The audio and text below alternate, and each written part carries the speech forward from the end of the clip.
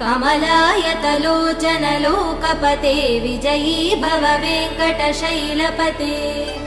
सचतुर्मुख षण्मुख पञ्चमुख प्रमुखाखिल दैवतमौलिमणे शरणागत वत्सल सारनिधे परिपालय मां वृषशैलपते अतिवेलतया तव दुर्विषहै अनुवेल कृदै प्रपराध सदैः